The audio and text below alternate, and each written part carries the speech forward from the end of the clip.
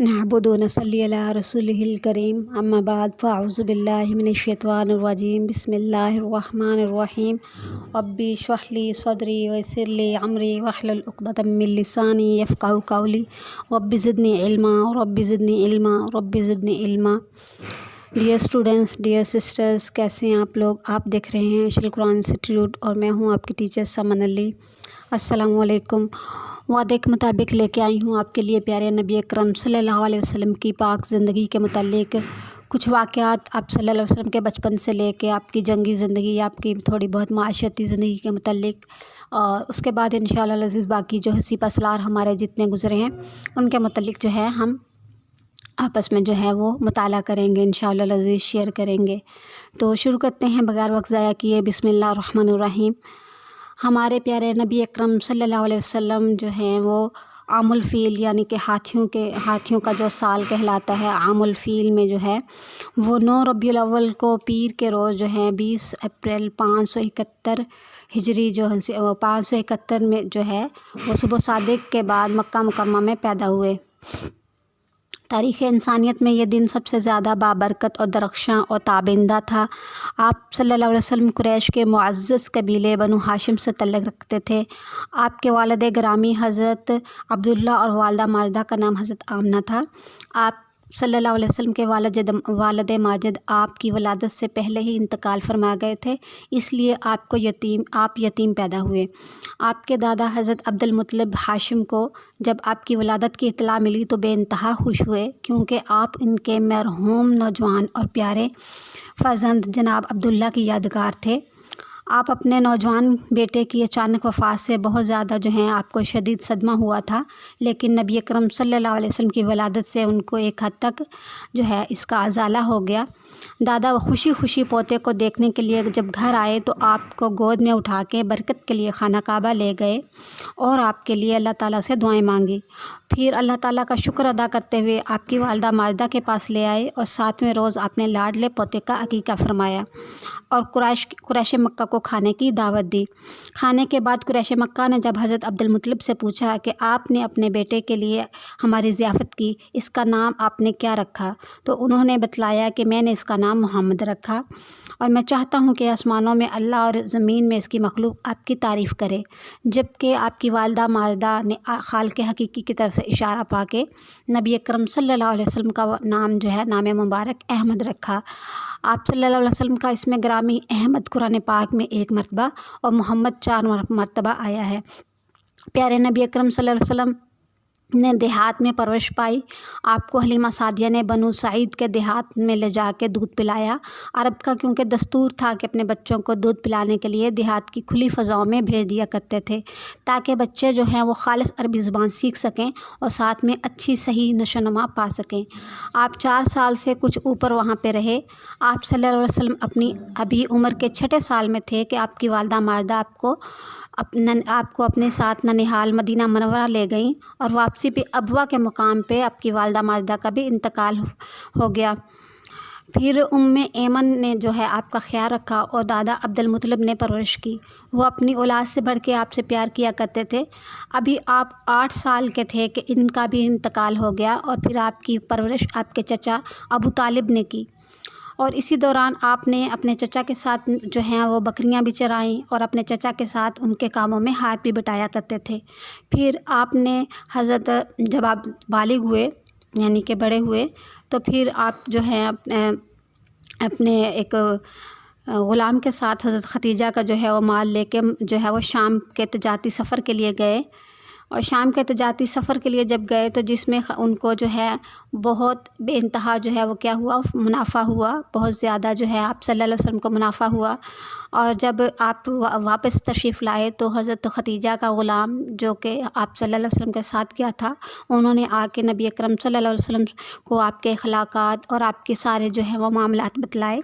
जिससे हज़रत खतीजा रज़ियल्लाहु अन्हा आप सल्लल्लाहु अलैहि वसल्लम के अखलाक़ से बेइंतहा मुतासर हुई और उन्होंने जो है अपनी एक सहेली के ज़रिए آپ کے پاس نکاح کا پیغام بھیجا، اور اسی طریقے سے جو ہے شام سے واپسی کے بعد تقریباً 2 ماہ کے بعد جو ہے حضرت ختیجہ کی آپ سے شادی ہو گئی۔ اس سے پہلے بھی حضرت ختیجہ کی جو ہے وہ 2 مرتبہ بیوہ ہو چکی تھیں۔ اس وقت جب شادی ہوئی تو آپ صلی اللہ علیہ وسلم کی عمر 25 سال اور حضرت ختیجہ رضی اللہ عنہ کی عمر 40 سال تھی۔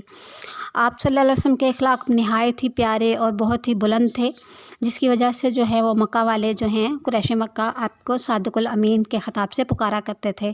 40 سال کی عمر میں نبوت کے سے جو ہے آپ صلی اللہ علیہ وسلم کو سرفراز فرمایا گیا، جبکہ ختم نبوت کا تاج بھی آپ کے سر پہ رکھ دیا گیا۔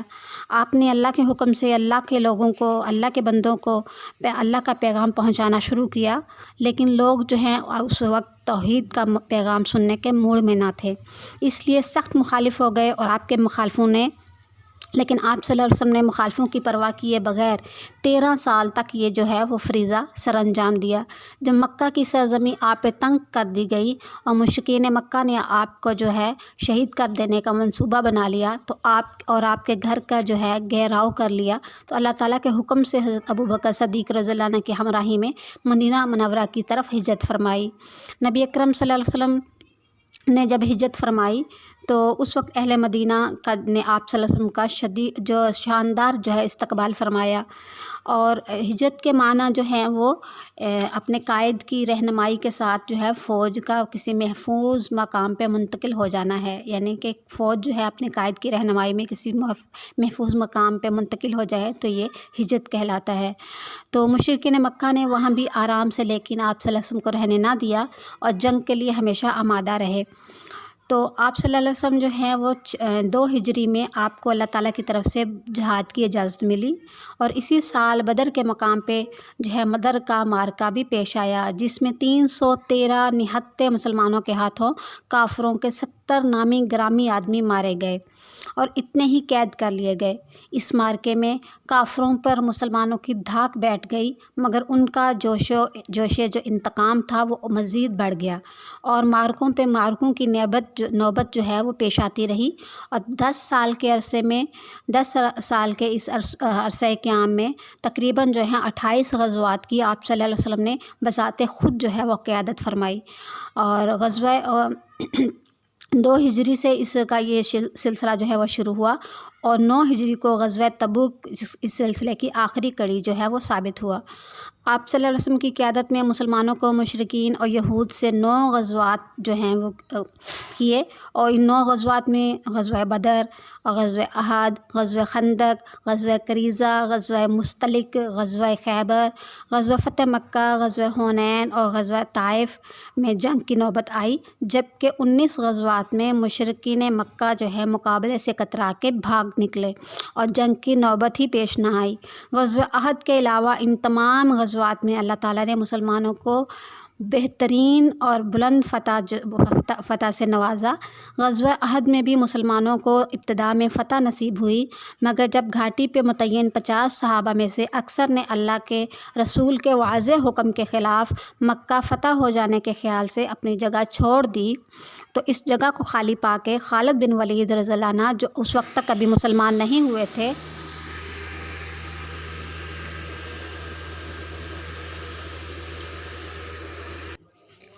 خالد بن ولید رضی اللہ عنہ کے حملے سے مسلمانوں کو سخت نقصان ہوا، اور خود آپ صلی اللہ علیہ وسلم بھی زخمی ہوئے اور آپ کے دانت مبارک بھی شہید ہوئے۔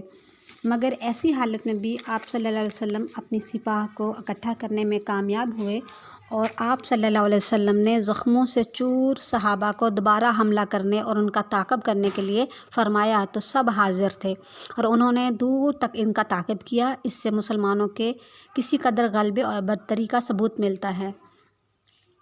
نبی اکرم صلی اللہ علیہ وسلم ایک بہترین قائد کی خوبیوں میں صحیح اور فوری فیصلہ کرنے کی قوت، ذاتی دلیری، مضبوطی، بغیر ہچکچاہٹ کے ذمہ داری اٹھانا، جنگی اصولوں سے پوری واقفیت، ناقابل تبدیل جو ہے وہ معرل اور بصیرت، اور اسی طریقے سے جو ہے قائد اور متحدوں کا باہمی اعتماد، باہمی محبت، مؤثر شخصیت اور بے داغ ماضی